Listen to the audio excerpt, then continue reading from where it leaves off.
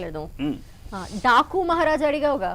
డాకు మహారాజ్ అంటే డాకు మహారాజులు ఇంకా డైలాగ్ ఇంకా రాలేదు కాబట్టి బాలయ్య గారు ఆయన ఉద్దేశం అదే. బాలయ్య సరదాగా మరి ఆయన వచ్చి ఈ నూతన సంవత్సర శుభాకాంక్షలు చెప్పే విధంగా ఉంటుంది, లేదా ఒక సినిమా డైలాగ్ చెప్తే విధంగా ఉంటుంది. అంటే బాలకృష్ణ గారు వాయిస్లో నుంచి కొన్ని కొన్ని మాడ్యులేషన్స్ చూపిస్తాను, ఎట్లా ఉంటాయి డిఫరెంట్గా. ముందుగా ఆయన మాట్లాడారు ఏ విధంగా, మరి నిజానికి ఈ రోజున చాలా ఆనందంగా ఉంది. మరి ధనలక్ష్మి గారు మీ ఎన్నో ప్రోగ్రామ్స్ చూశాను, మీవి ఎంతో అద్భుతంగా, ఎంతో చాకచక్యంగా, మరి సమయస్ఫూర్తితో మీరు చేస్తూ ఉంటారు. ఈ యొక్క ప్రత్యేకత, మీ యొక్క ప్రత్యేకత అది.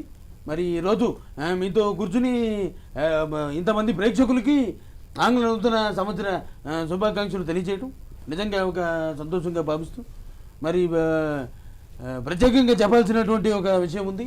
అది పెద్దలు సీనియర్ గారు చెప్పినట్టు, పంచగట్టులోన ప్రపంచాన్ని మొనగాడు, కండువా లేనిదే గడప దాటనివాడు, పల్లెమందు పంచపక్ష ప్రమాణములున్న గోంగూరకాయ కొడుకలేసేటివాడు, ఎవడయ్యా ఎవడు వాడు ఇంకెవడు తెలుగువాడు అన్న చదాన తెలుగువాడి ఖ్యాతిని కీర్తిని ప్రపంచ నలుమూలలా చాటి చెబుతున్న ప్రతి తెలుగు తేజానికి, మరి ఆంధ్రుల అందాల నటులు, విశ్వఖ్యాత నట సార్వభౌమ నందమూరి తారక రామారావు గారు నాన్నగారి ఆశీస్సులు ఉండాలని మనస్ఫూర్తిగా ఈ సందర్భంగా కోరుకుంటూ, ఈ నూతన సంవత్సరం ప్రతి ఒక్క తెలుగు దేశానికి, ప్రతి ఒక్క భారత బిడ్డకి, భరతమాత ముద్దు బిడ్డకి కలిసి రావాలని, ప్రతి ఒక్కరూ అత్యద్భుతమైనటువంటి శౌర్యంతో ముందుకు వెళ్ళాలని మనస్ఫూర్తిగా కోరుకుంటూ, ఈ సందర్భంగా మరి సంక్రాంతికి డాకు మహారాజ్ సినిమా రిలీజ్ అవుతుంది. తప్పకుండా ధనలక్ష్మి గారు మీకు ప్రత్యేకమైన టికెట్ పంపిస్తాను, మీరు కూడా సినిమా చూస్తే సంతోషం. ఏదేమైనప్పటికీ thank you very much. Thank you so much. మీరు చెప్పిన ఒక మాటకి నాకు నిండిపోయింది కడుపు. ఇంకా టికెట్ వచ్చేస్తుంది. ఇది ఇట్లా మాట్లాడతానండి, ఎలా మాట్లాడచ్చు.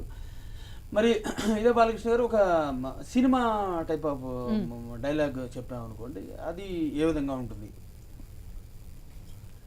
మా జైత్రయాంతను గౌరవించి, మా ఏలుబడిని అంగీకరించి, మీ వెనకడ్గాన్ని మా రాయి బారికి స్వాధీనం చేసి మీరు మా సామంతులవుతారని ఆశిస్తున్నాం.